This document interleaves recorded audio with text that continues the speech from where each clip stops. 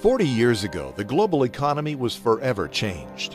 When people remember then-President Richard Nixon, most think of the Watergate scandal and the subsequent collapse of his political career. That may be the case now, but history may remember him quite differently 50 years from now. Our bet is that he will one day be remembered best as the man who took the world off the gold standard and started the greatest pyramid scheme in recorded history. The year was 1971. The Vietnam War was sapping American resources. Inflation was at a 20-year high, and Nixon was facing a tough bid for re-election. Nixon was elected on a platform based mostly on his foreign policy agenda. Though he himself was known to have little interest in the domestic agenda, he did realize that voters tend to consult their checkbooks before showing up at the polls. With inflation at over 4.7%, Nixon knew action was needed to gain control of prices for the sake of near-term economic growth and his own re-election. In early August, the president met with his team of economic advisors at Camp David. On August 15, 1971, he announced temporary wage and price controls and ended convertibility of the U.S. dollar into gold.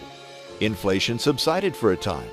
Nixon won re-election, and the world's economy would never be the same.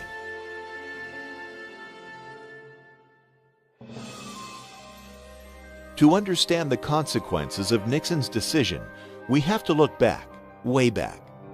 The gold standard, as we understand it today, was the dominant fiscal force for the vast majority of recorded history. Starting long before the birth of Christ, the idea of valuing goods and services based on an amount of gold was the cornerstone of commerce for more than 98% of the last 2,000 years. Unlike modern fiscal standards and policies, the gold standard was not created. It arose naturally out of mutual free market agreement. Since gold was in limited supply and high demand, it was seen as a universal medium for value that could not be manipulated by one party in a transaction.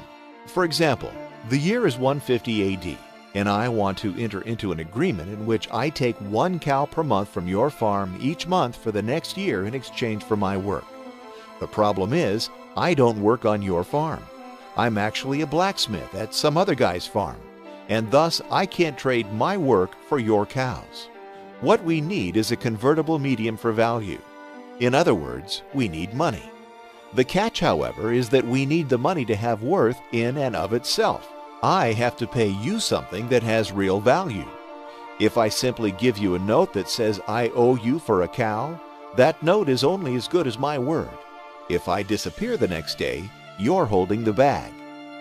Since we both agree that gold has value, and that its value is not something you or I can manipulate, it becomes the perfect medium for exchange. It becomes our money. We enter into a contract through which I pay you 1 ounce of gold per cow through the end of the year, and voila, a gold standard is born. That is free market economics at work. As the world's economy grew over time, the gold standard evolved with it. In the late 1800s, most nations operated on what's known as the classic gold standard. Under this system, nations fixed the value of gold to a specific amount of their local currency. In 1834, gold was pegged at $20.67 per ounce in the U.S., and there it stayed until 1933. In this system, international prices rose and sank together, regardless of the strength or weakness of each nation's economy. This is a crucial flaw in the gold standard from the standpoint of short-sighted governments, and a great benefit from the standpoint of long-term stability. We'll come back to that later.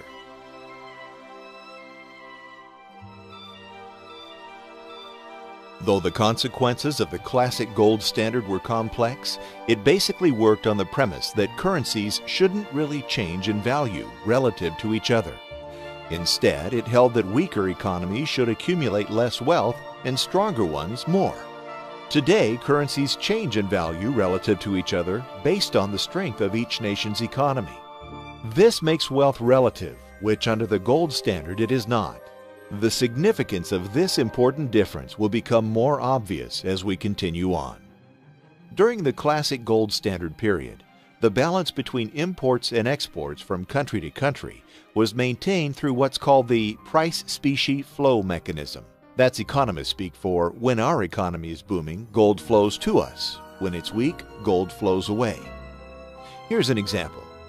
Imagine we create some great new American product that everyone in the world wants to buy.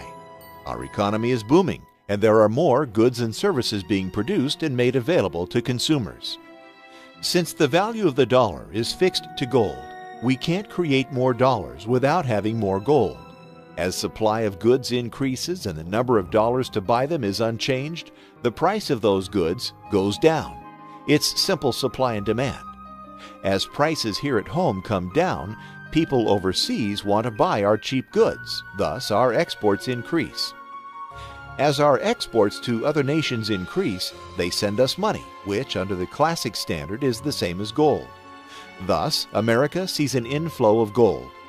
As the amount of gold we hold increases, so does our money supply, and prices begin to increase as a result. Likewise, when our economy slows and prices at home increase, we buy more from overseas, and our imports increase relative to our exports. In sum, it looks like this. Economic growth leads to more availability of goods, which leads to prices falling. Falling prices leads to exports increasing, which leads to gold flowing in. Gold flowing in leads to higher money supply, which leads to prices rising, which equals equilibrium. Or economic recession leads to less availability of goods, which leads to prices rising. Rising prices leads to imports increasing, which leads to gold flowing out to other nations. Gold flowing out leads to lower money supply, which leads to prices falling. And that equals equilibrium. In the end, what the gold standard did was create long-term price stability. Local economic growth created falling prices, which were then brought back up again by an inflow of gold. The problem, of course, is that governments don't have the ability to control how quickly and how smoothly the process works. The gold standard, for all its simplicity and stability, does not necessarily fit the time frame of electoral cycles and short-term political goals.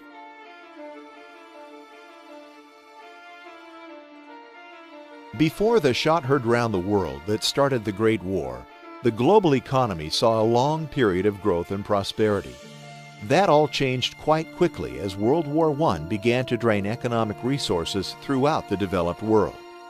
Nations faced with rising expenditures and a lack of tax revenue suspended their currency's convertibility to gold. Many saw extremely high inflation during war years and went back on the gold standard in 1925, attempting to curb rising prices. The problem for European governments was that the gold flow mechanism didn't work fast enough to reach price equilibrium before the onslaught of the Great Depression. As the global economy faltered in the early 1930s, governments around the world began to realize that they wanted to increase the money supply in order to drive down interest rates and spur economic growth. The idea was that if only money were cheaper to come by, it would encourage investment and growth through inexpensive borrowing. With a fixed money supply as a feature of the gold standard, central banks had little power to lower interest rates in attempts to create short-term growth. The UK was the first to leave the gold standard in 1931, and much of the world soon followed. There was one saving grace, however. The United States, the issuer of the US dollar, maintained its convertibility to gold.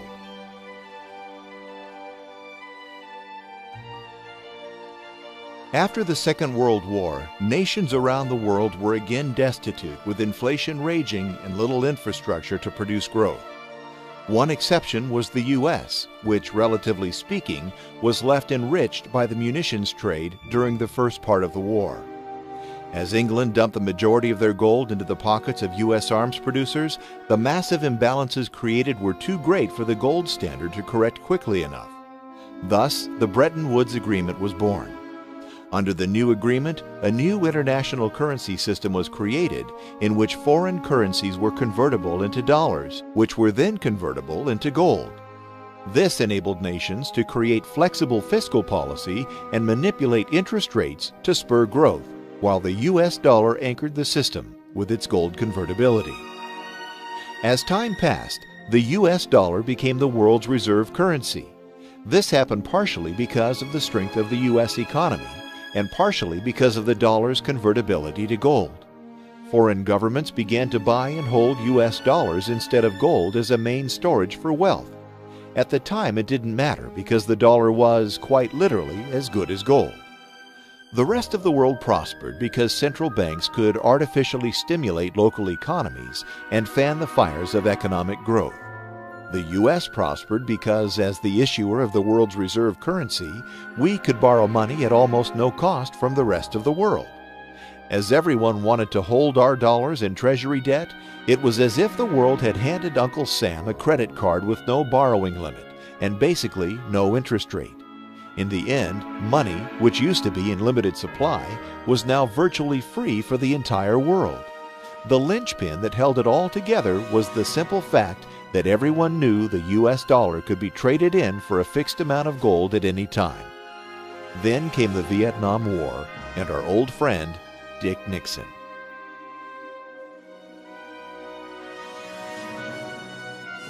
On August 15, 1971, Nixon announced that the mighty US dollar could no longer be converted into gold.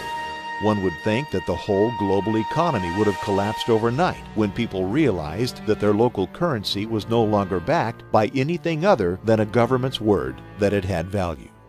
It didn't, at least not overnight. There was global price instability and inflation through the rest of the decade, and gold appreciated more than 2,500% in less than 10 years. Even so, the global system didn't collapse, but it did slowly and unmistakably begin to change. Since none of the world's currencies have been backed by gold over the last 40 years, they have all depreciated in value significantly.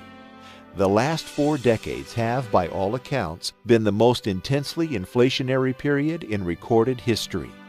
Even the dollar, which has fared better than most, has lost over 80% of its value since 1971.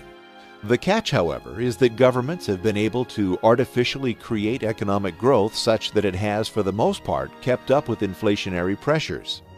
In other words, when economies falter, governments are free to print money to prop them back up. At first glance, one might say, so where's the problem? If economic growth is strong enough that people earn more money as prices go up, what's wrong with that? We've fixed the short-term price instability that the gold standard brought, and balance is now reached through government intervention in the currency markets. Though it's an oversimplification, that's exactly what happened. At least, that's what happened until very recently. In 2008, it all changed.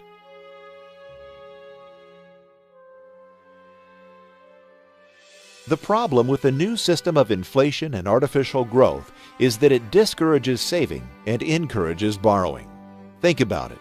If you know your dollars are going to be worth less tomorrow than they are today, why save them? Buy what you want because you know you'll be able to buy less tomorrow with the same dollars. Better yet, why not borrow money now to buy even more? If your dollars are going down in value, your wages increasing, and prices are on the rise, it makes sense to borrow money today. When you borrow, you'll buy goods at today's low price. When the price increases, the dollars you borrowed will be worth less, and it will take you less work to pay them back, right? Doesn't that sound like what happened with the mortgage industry here in the U.S.? The only problem with this system is that it makes it nearly impossible to save money. Now, instead, you have to invest and earn returns to keep up with the falling value of money. Remember our parents' parents. Was wise investing a virtue for them?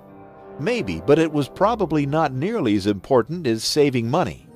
That's changed today, hasn't it? Nowadays, it's widely expected that your savings account is not the majority of your net worth. We all buy stocks, real estate, and other assets that produce returns. We have to do this, or inflation will slowly erode the value of our savings. Say goodbye to cash under the mattress and hello to 401ks, investment banks, and big money on Wall Street. Throughout the 80s and 90s and most of the last decade, this system brought unprecedented prosperity to most of the world. The problem, of course, is that it's nothing more than a pyramid scheme. For 40 years, money has been virtually free both here and abroad. This has encouraged borrowing on all levels. Citizens have borrowed from companies to buy goods. Companies have borrowed from banks to loan money. Banks have borrowed from citizens and governments to finance the whole mess, and governments have borrowed from anywhere they possibly can. The whole thing works because of the world's confidence in the U.S. economy and our government's ability to make good on our debts and prop up the world's reserve currency. In a sense, we have borrowed from other countries, allowing them to create cheap money and continue the borrowing bonanza. That's all fine and dandy until someone stops believing in the system, or rather, stops believing in the dollar.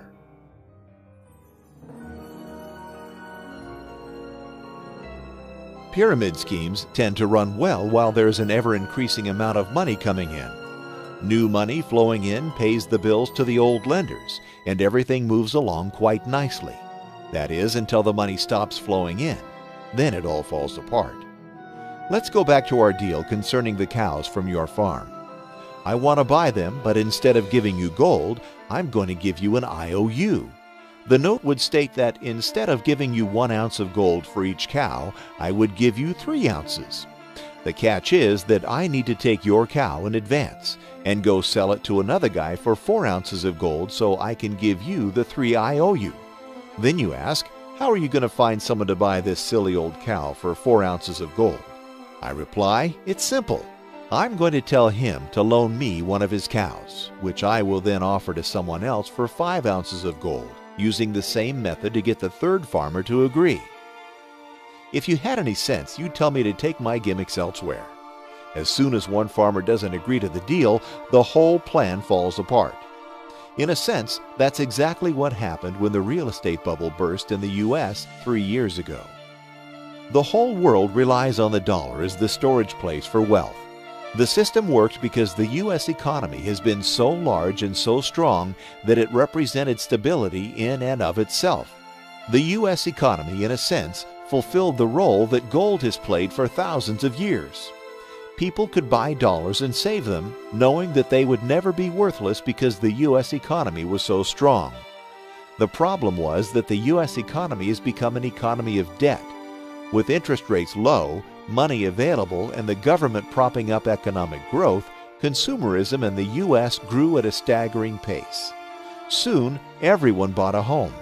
Home values went up indefinitely, loans were easy to get, and real estate became the great American investment.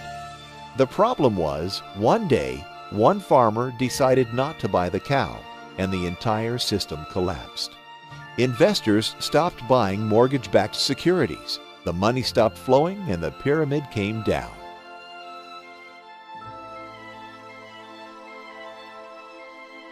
As the world's economy started to unravel in 2008, the U.S. government did what other governments have been doing for decades. They borrowed, and borrowed some more.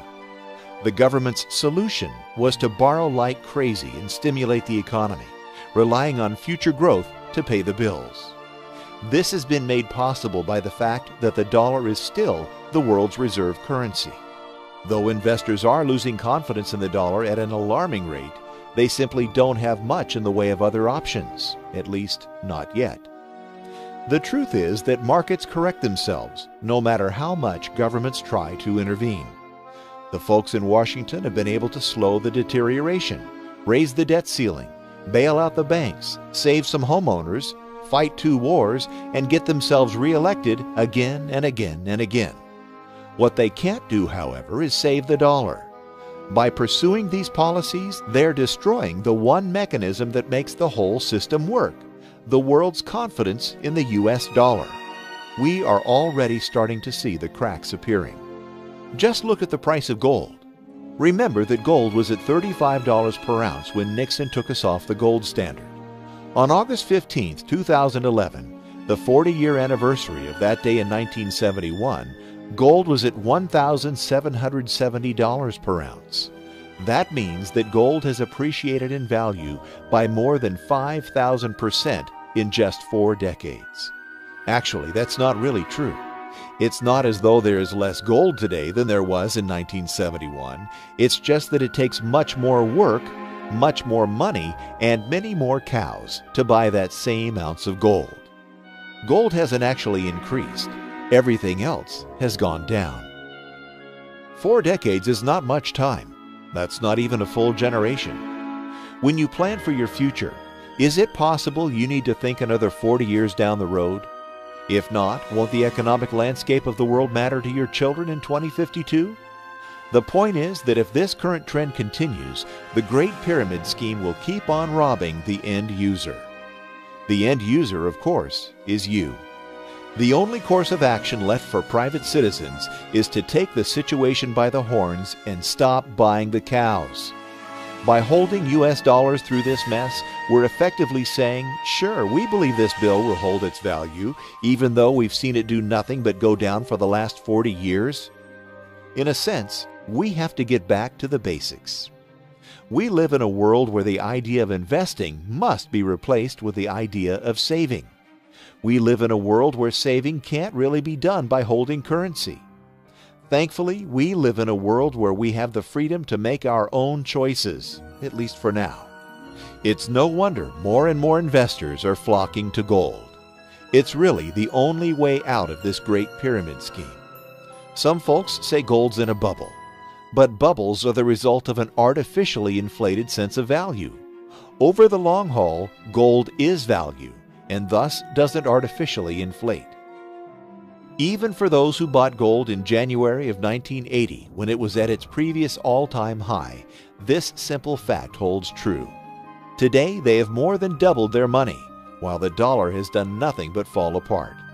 Like it or not, this is the new reality. Like it or not, gold may be the only option. The global economy can't go on booming forever on borrowed money, and the other shoe will drop. All we can do as individuals is protect ourselves and make sure none of us is the last farmer to buy the cow.